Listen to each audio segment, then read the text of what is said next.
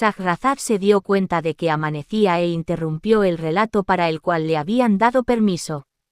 Cuando llegó la noche 586, refirió: me he enterado, oh rey feliz, de que al quinto día la concubina volvió a presentarse llevando en la mano una copa de veneno, pidió ayuda, se abofeteó las mejillas y la cara, y le dijo: oh rey, o me haces justicia vengándome de tu hijo, o me beberé esta copa de veneno y moriré, así mi culpa recaerá sobre ti hasta el día del juicio.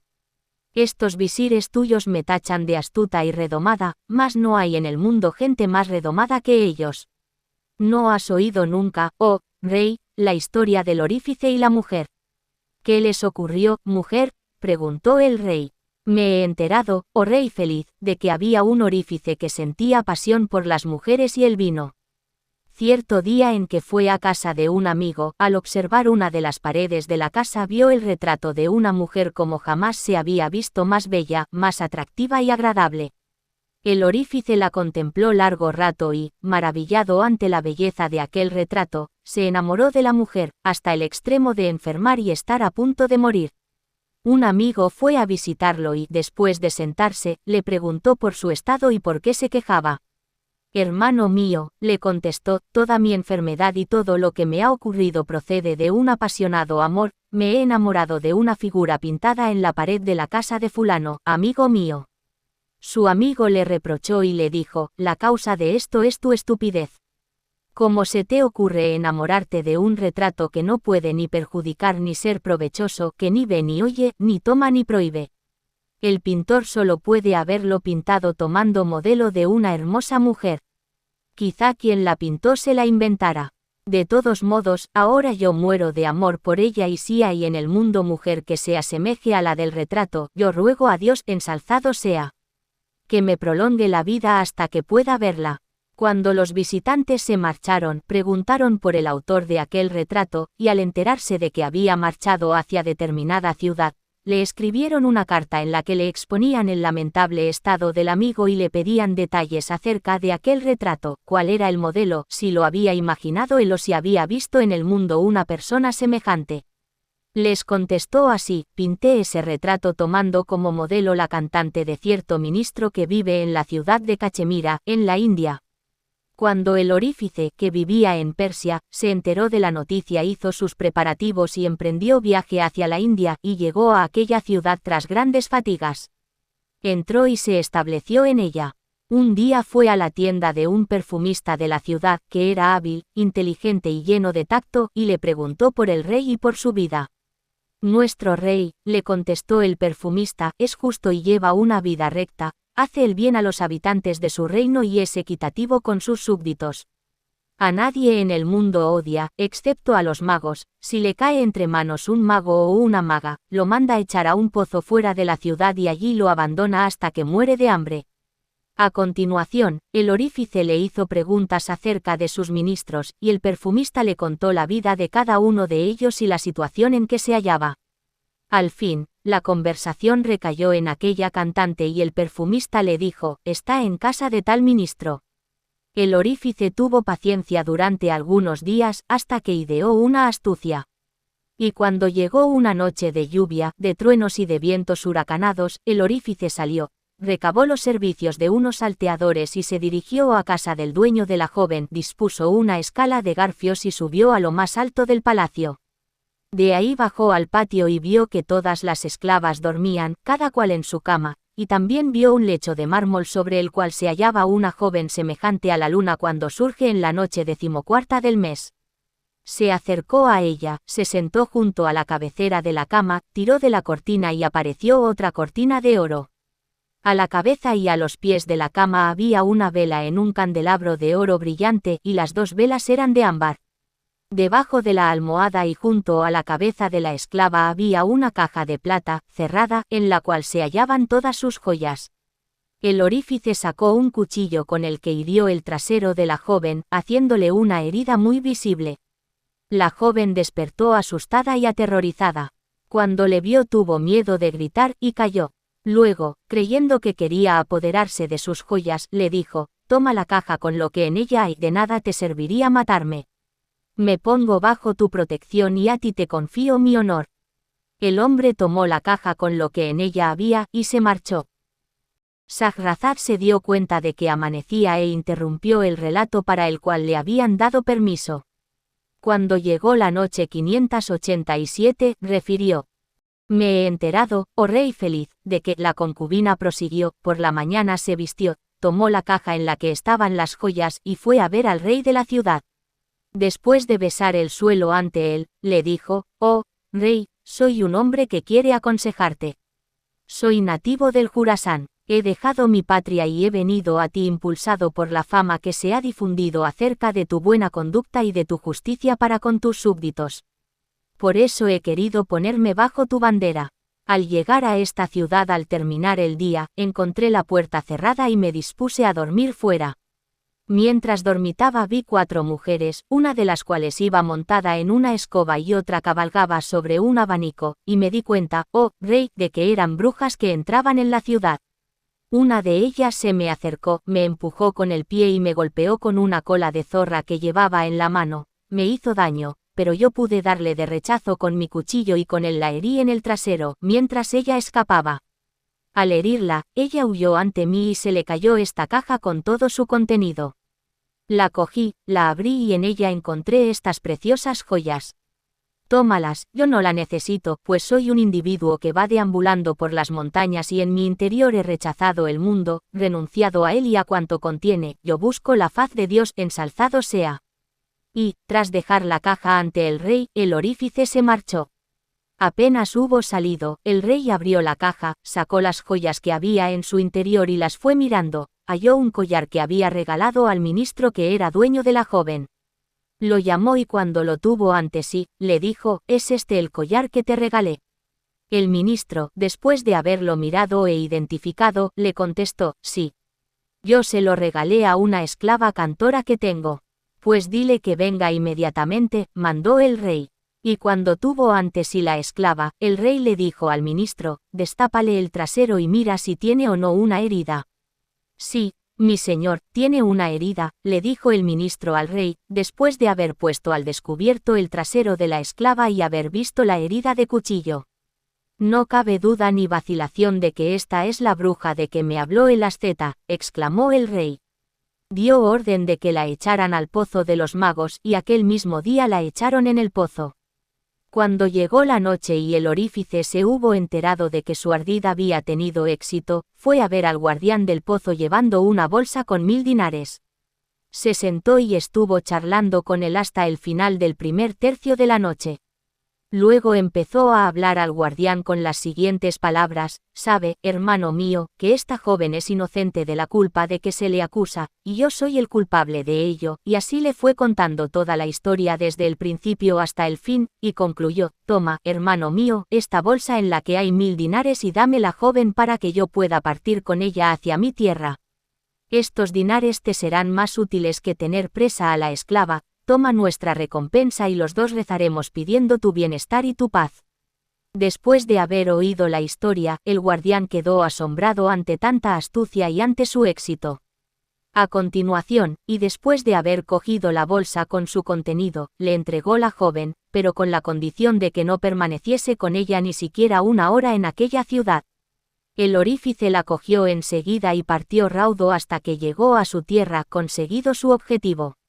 Ya ves, oh rey, de qué tipo es la picardía y la astucia de los hombres. Tus ministros te distraen de hacerme justicia. Pero mañana, oh rey, tú y yo nos presentaremos ante un juez justo, para que él me haga justicia de ti. El rey, al oír aquellas palabras, mandó matar a su hijo.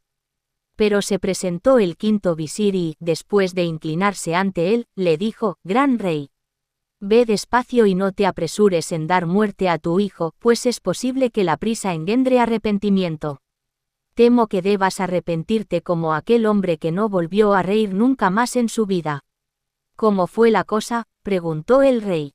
Me he enterado, oh rey, de que un hombre que poseía varias casas y dinero, criados, esclavos e inmuebles, murió dejando un hijo pequeño. Cuando éste se hizo mayor se entregó a la comida y a la bebida, a escuchar músicas y canciones, a mostrarse generoso y a hacer regalos, y así acabó con los bienes que le había dejado su padre y no le quedó nada. Shahrazad se dio cuenta de que amanecía e interrumpió el relato para el cual le habían dado permiso. Cuando llegó la noche 588, refirió: Me he enterado, oh rey feliz, de que el ministro prosiguió, entonces vendió esclavos, concubinas e inmuebles, gastó todo lo que poseía gracias a su padre o a otros y quedó pobre. Entonces se puso a trabajar con los obreros y en tal situación estuvo durante un año. Cierto día, mientras estaba sentado junto a una pared en espera de que alguien solicitase sus servicios, se le acercó un hombre bien vestido y de buen aspecto, que lo saludó. ¿Me conociste antes de ahora, tío?, le preguntó el joven. No te conocí, hijo mío, pero veo en ti señales de un pasado bienestar, mientras que ahora te hallas en esta situación. El destino divino siguió su curso. ¿Hay algo en que pueda servirte, tío de rostro amable? Quiero que me sirvas en una cosa muy sencilla, hijo mío. ¿Cuál es, tío? En mi morada, en una sola casa, hay 10 viejos, pero no hay quien pueda servirnos. Te daremos de comer y de beber hasta saciarte, y también te daremos dinero y otras cosas. Tal vez Dios, por medio de nosotros, te devuelva la felicidad. Oír es obedecer, repuso el joven. Pero debo ponerte una condición, prosiguió el viejo. ¿Qué condición, tío? Que tú, hijo mío, guardes el secreto de lo que nos veas hacer, y que si nos ves llorar no nos preguntes la causa de nuestro llanto. De acuerdo, tío, vente conmigo, con la bendición de Dios, ensalzado sea, hijo mío. Y el joven siguió al viejo, que lo llevó a un establecimiento de baños, le hizo entrar, le mandó quitarse los harapos que llevaba y envió un hombre en busca de vestidos hermosos y de buena tela. El hombre volvió con un hermoso vestido de excelente tejido que el viejo le mandó ponerse, y luego marchó con él a su casa, junto a su grupo. Cuando el joven entró vio que era una casa alta, sólidamente construida, espaciosa, con salones y estancias unas frente a otras. En cada estancia había un surtidor sobre el cual cantaban pájaros y ventanas que, por todas partes, daban a un hermoso jardín. El viejo le hizo entrar en uno de los salones, recubierto de mármol de colores, cuyo techo estaba incrustado de lapislázuli y oro brillante, y en el cual estaba extendida una alfombra de seda. 10 viejos vestidos de luto, sentados uno frente a otro, lloraban y sollozaban. El joven se asombró y estuvo a punto de pedirle explicaciones al viejo, pero se acordó de la condición que le habían impuesto y retuvo su lengua. El viejo le dio al joven una caja con 30.000 dinares, al tiempo que le decía: Hijo mío, gasta con precaución, para nosotros y para ti, el contenido de esta caja de la mejor manera posible. Tú, que eres persona de confianza, conserva lo que te he entregado. Oír es obedecer, repuso el joven, y, en efecto, fue gastando para ellos durante cierto número de días y de noches. Luego, uno de ellos murió, sus compañeros lo cogieron, lo lavaron, lo envolvieron en la mortaja y lo sepultaron en el jardín que había detrás de la casa. La muerte se los fue llevando uno tras otro, hasta que solo quedó el viejo que lo había contratado. Él y el joven siguieron en la casa, solos durante cierto número de años. Luego, el viejo enfermó, y cuando el joven ya no tuvo esperanzas de que quedara en vida, se le acercó, le expresó su dolor y le dijo: Tío, yo os he servido y no os he negado mis servicios ni un solo instante durante 12 años. Os di consejos y os serví con toda mi buena voluntad y todas mis fuerzas. Sí, hijo mío, tú nos has servido hasta que Dios, todopoderoso y grande, llamó hacia él a esos viejos. No podemos hurtarnos a la muerte. Mi señor, tú estás en peligro, y yo quiero que me informes de la causa de vuestros llantos, de vuestros continuos sollozos, de vuestra tristeza y de vuestra inquietud. Hijo mío, no es preciso que lo sepas, no me obligues a hacer lo que no puedo hacer. Yo he pedido a Dios, ensalzado sea, que no le ocasione a nadie las desgracias que me ocurrieron a mí. Si quieres salvarte de los males que cayeron sobre nosotros, no abras esa puerta. Y le señaló con la mano la puerta, poniéndole en guardia. En cambio, si quieres que te ocurra lo que a nosotros, ábrela y así sabrás la causa de lo que nos viste hacer, pero te arrepentirás cuando el arrepentimiento ya no te sirva de nada. Shahrazad se dio cuenta de que amanecía e interrumpió el relato para el cual le habían dado permiso.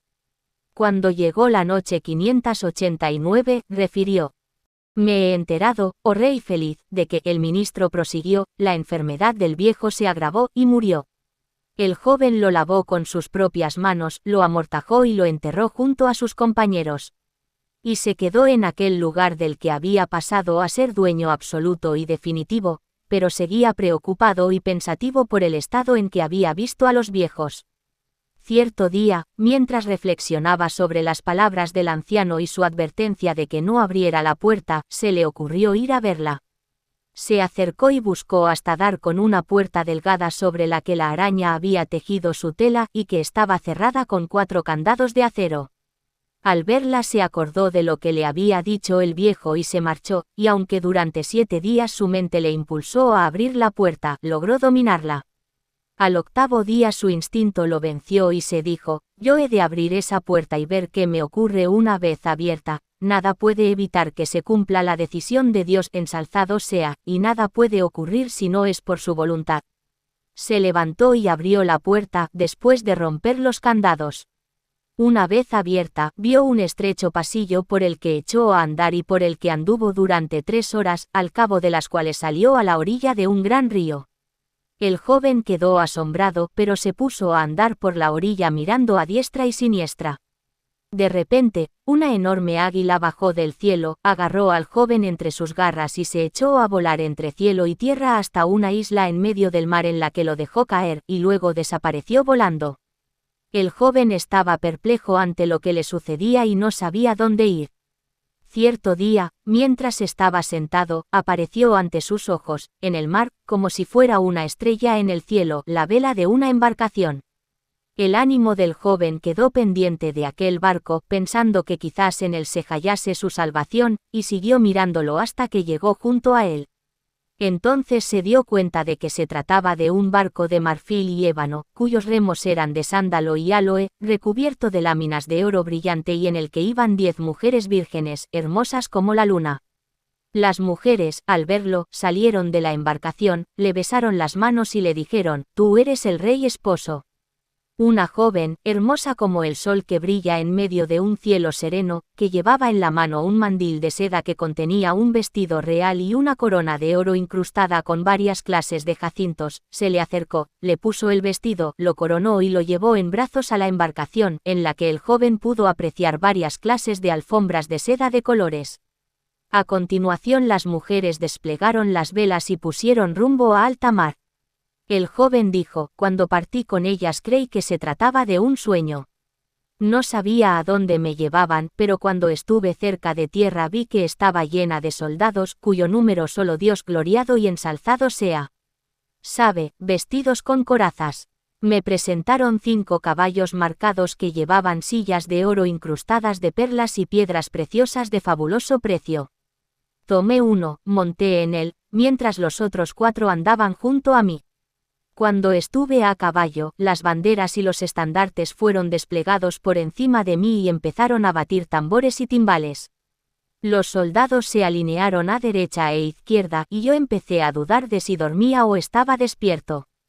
Seguí andando sin querer creer que me hallaba en tal cortejo, convencido de que soñaba, hasta que llegamos a la vista de un prado verde, en el que había palacios, jardines, árboles, ríos, flores y pájaros que alababan al Dios único y todopoderoso. Mientras todos se hallaban en tal situación, de entre los castillos y los jardines surgieron soldados, como si se tratara de un torrente impetuoso, hasta que el prado estuvo lleno. Al llegar junto a mí, los soldados se detuvieron, y uno de ellos, el rey, se adelantó solo, a caballo, delante de algunos nobles de su séquito que le seguían a pie. Cuando el rey llegó junto al joven, descabalgó, y también el muchacho se apeó del caballo. Cambiaron los mejores saludos y luego, después de haber vuelto a montar, el rey le dijo al joven, «Ven con nosotros, eres mi huésped».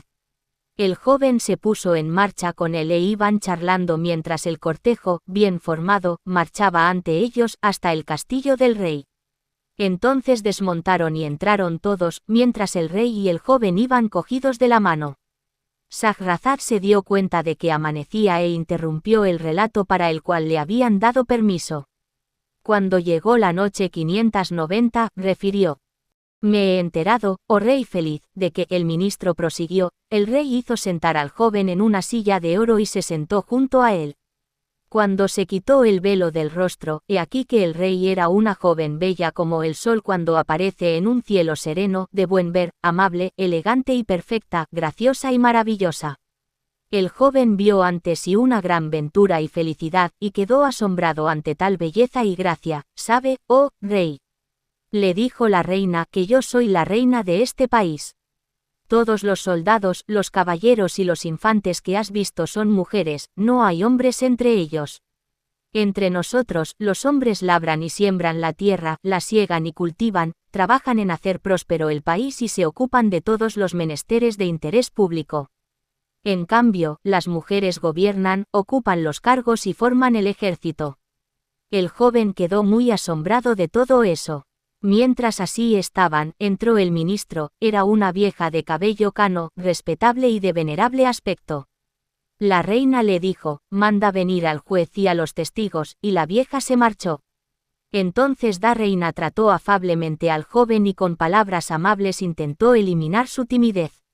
Luego se le acercó y le preguntó, «¿Quieres que sea tu esposa?». El joven se levantó, besó el suelo ante ella, mas ella se lo impidió. «Mi señora», le contestó el joven, «yo valgo menos aún que los siervos que están a tu servicio. ¿No has visto todos los siervos, los soldados, los bienes, las arcas y los tesoros? Sí, todo esto está a tu disposición, puedes disponer libremente de ello, y dar y regalar lo que te parezca bien». Luego le señaló una puerta cerrada y le dijo, «De todo puedes disponer según tu voluntad, excepto de esta puerta, no la abras, pues si la abres te arrepentirás cuando ya el arrepentimiento no pueda servirte de nada». Aún no había acabado de hablar, cuando se presentó el ministro acompañado del juez y de los testigos. Todos eran viejas cuyos cabellos les caían sobre la espalda, mujeres de venerable aspecto. Refiere el narrador, cuando estuvieron ante la reina, ella les mandó que estipularan las condiciones del matrimonio, y el joven se casó con ella. Los banquetes fueron preparados y los soldados reunidos. Después de haber comido y bebido, el joven marchó con ella a consumar el matrimonio, comprobó que era virgen y le tomó su virginidad. Con ella permaneció durante 7 años, en la vida más placentera y cómoda, feliz y lujosa que sea posible. Pero un día se acordó de la puerta que no debía abrir y pensó, «Si no llevase a tesoros más bellos y mejores de los que he visto no me habría prohibido que la abriera». Fue y abrió la puerta, allí estaba el pájaro que lo había transportado desde la orilla del mar y lo había depositado en la isla. Al verlo, el pájaro le dijo, «No sea jamás bienvenido este desdichado rostro». Al ver al pájaro y oír sus palabras, el joven huyó, pero el pájaro lo persiguió, lo agarró y echó a volar con él entre cielo y tierra durante 1 hora, al cabo de la cual lo depositó en el lugar en que lo había cogido, y desapareció. El joven se sentó, volvió en sí, y al recordar la felicidad, el poder y el honor de que había gozado, al recordar que los soldados marchaban ante él y que mandaba y prohibía, se echó a llorar y sollozar. Durante 2 meses permaneció en la orilla del mar en que lo había depositado el pájaro, en espera de poder regresar junto a su esposa. Una noche, mientras estaba desvelado, triste y pensativo, alguien, cuyas palabras oía pero al que no podía ver, le dijo, «Cuán grandes son las delicias. Nunca, nunca se te devolverá lo que perdiste. Entristécete más aún». Cuando el joven lo oyó, perdió la esperanza de volver a ver a la reina y de reanudar la felicidad de que gozaba. Entró en la casa en la que habían vivido los viejos y así supo que a ellos les había ocurrido lo que a él, y que esa era la causa de su llanto y de su desazón, y les excusó. Luego, el malestar y la preocupación se apoderaron de él, entró en el salón y siguió llorando y sollozando. Dejó de comer y de beber, de usar buenos perfumes, y dejó de reír hasta que halló la muerte, y entonces lo enterraron junto a los viejos. Sabe, oh rey, que el apresuramiento no es cosa loable, sino que engendra arrepentimiento. Yo te he dado este consejo. Cuando el rey hubo oído esas palabras, hizo caso, aceptó el consejo y renunció a dar muerte a su hijo. Shahrazad se dio cuenta de que amanecía e interrumpió el relato para el cual le habían dado permiso. Cuando llegó la noche 591, refirió, «Me he enterado, oh rey feliz, de que al sexto día la mujer volvió a presentarse ante el rey llevando en la mano un cuchillo desenvainado. Sabe, mi señor, le dijo, que me mataré si no aceptas mi queja y no haces prevalecer mis derechos a que sea respetado tu honor contra quienes me atacaron, es decir, contra tus visires que sostienen que las mujeres son astutas, pillas y engañosas, pues con ello pretenden hacerme perder cuanto me corresponde y quieren que el rey se olvide de considerar mi derecho. Yo ahora ante ti, por medio de la historia del hijo de un rey que se reunió con la mujer de un mercader, te demostraré que los hombres son más astutos que las mujeres.